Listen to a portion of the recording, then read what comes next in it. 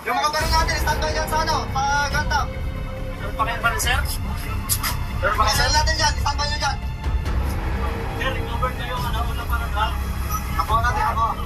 Good! Patay na yan, patay!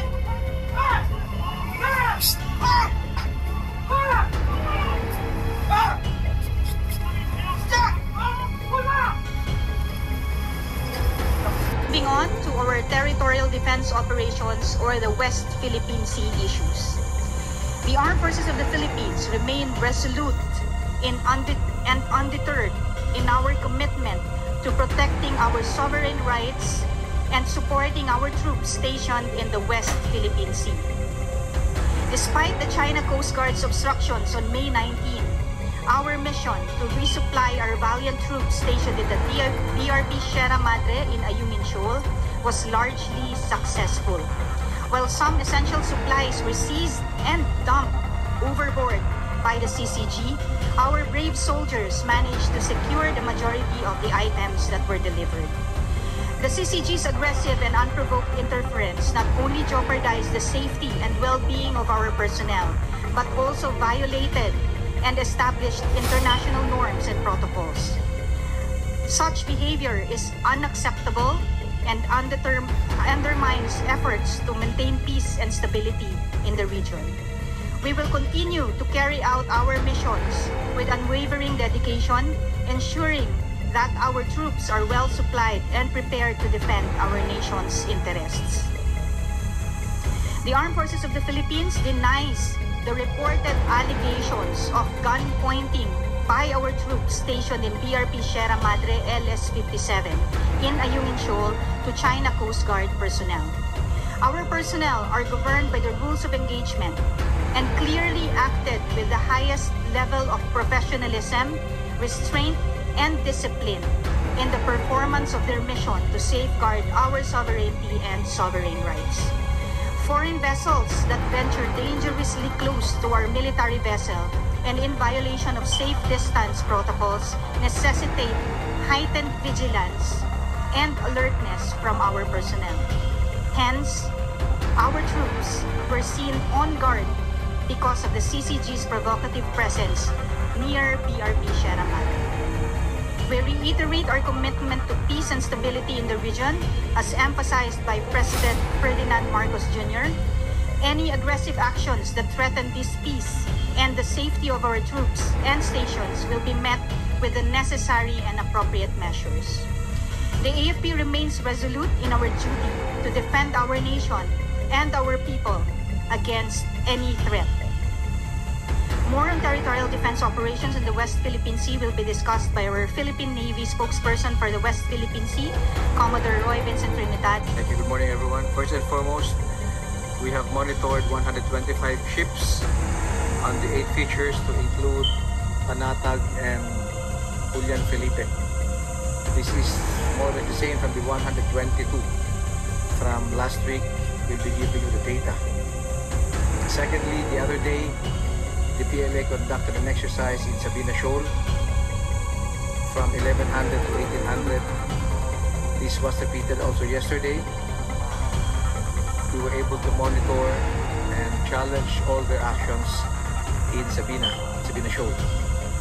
Likewise, we'll be showing you a video of the recovery of our aircraft materials, food supplies, and we'll also be debunking the videos being presented by the agents of the PLA online.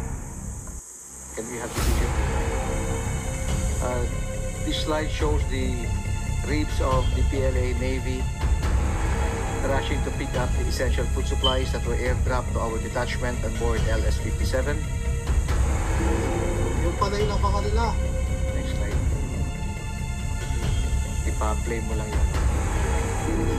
Yung panay na pa kanila. Block ko.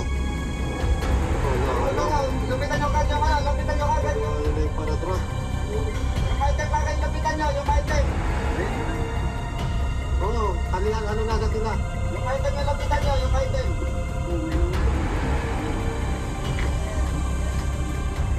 Huli niya ang ulong. Pagkano na.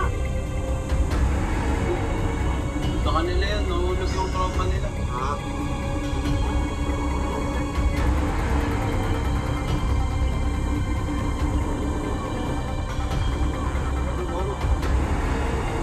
Yung kaitag pa ninyo, yung parachute, kunin yung parachute.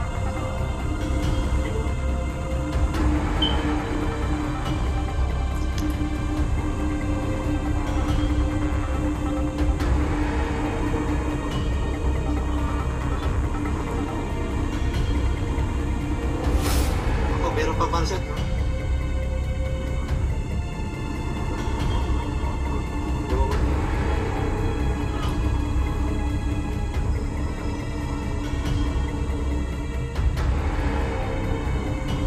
Pinagkitan talaga nila. Ako, babagayin nata. Tik na. Babagayin. Hilahin nyo lang, hilahin nyo yung parachute. Hilahin, dalhin sa pamura.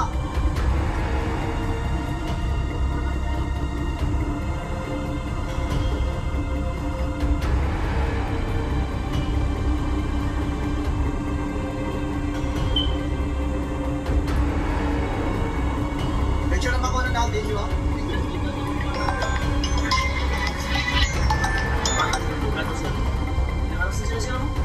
Ito po. Sa bahura, babanggain kayo. Bahura lang kayo, bahura. Halika sa bahura. Mahulog sir ba? Huwag niyo makuha. Yung mga baril natin, standby dyan sa sa ganda. Ano sir? Mga baril natin yan, standby dyan. Ako natin, ako. Good. Patayin na yan, patayin!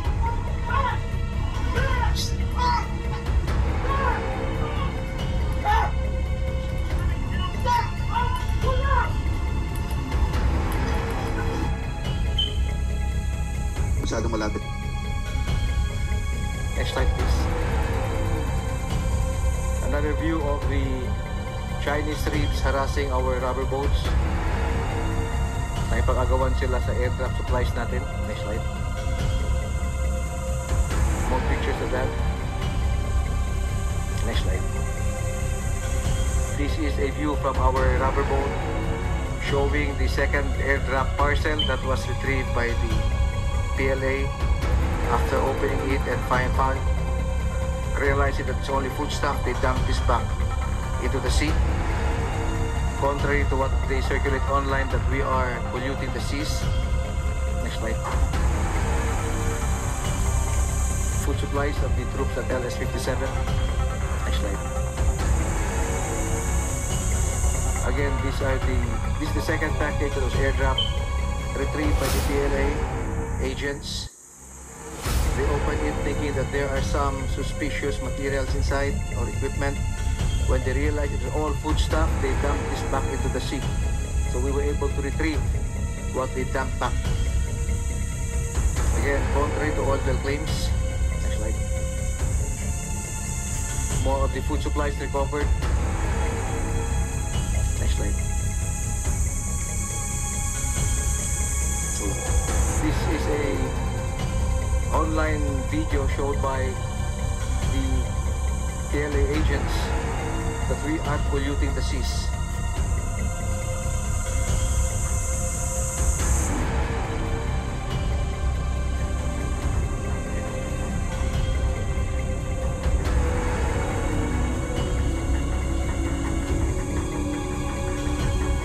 Please take note na hindi pa ito nabubuksan.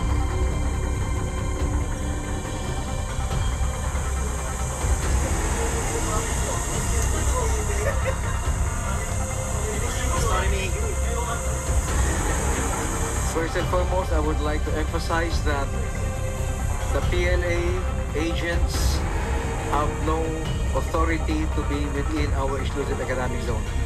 They should not be there. They have no right. They were trespassing into our exclusive economic zone. Secondly, they interfered in a legal operational resupply mission. Number 3, they are circulating a video claiming that guns were pointed at them. Our sailors and our soldiers are covered by the rules of engagement. They conduct themselves in a very professional manner. From the moment they become sailors and soldiers, it needs but an order to settle them from this to that, to separate them from their families and dislocate their normal lives. In a word of command, they must rise, march, run, endure bad weather, be isolated in some distant NS-57 outpost, work until they drop. If their ashes are scattered to the 7 seas, that is all part and parcel of their job as members of the AFP. This will debunk all the statements, all the videos that the PLA is circulating online. It's part of the information warfare, a battle of narratives. Thank you. Yung pala ilabahan nila. Nako. Wala. Lapitan nyo agad yung lapitan nyo agad. Kinuha nila yung para drop. Yung item, bakit lapitan nyo, yung item. Oo, talihan, ano lang agad nila. Yung item yung lapitan nyo, yung item. May nahulog. Huli niya, nahulog, pangkain na. Sa kanila yan, nahulog yung tropa nila. Ha?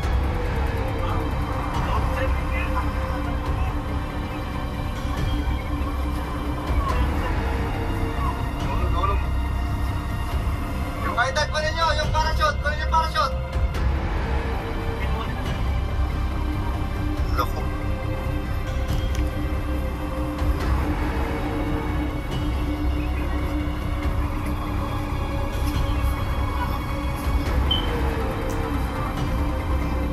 Ako, meron pa parachute, oh. Loko to.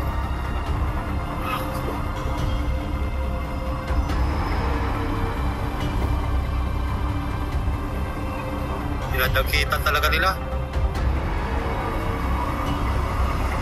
Ako, babagayin nata. Tigla. Babagayin. Hilahin nyo lang, hilahin nyo yung parachute. Hilahin, dalhin sa pamura.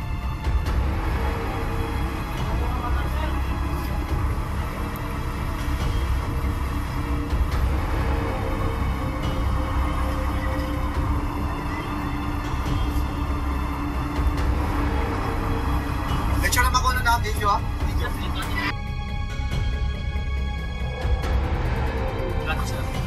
Inawalas na sila. Ito po. Sa Bahura, babanggain kayo. Bahura lang kayo, Bahura. Dali sa Bahura. Mahulog sir ba? Huwag niyo ipagawa,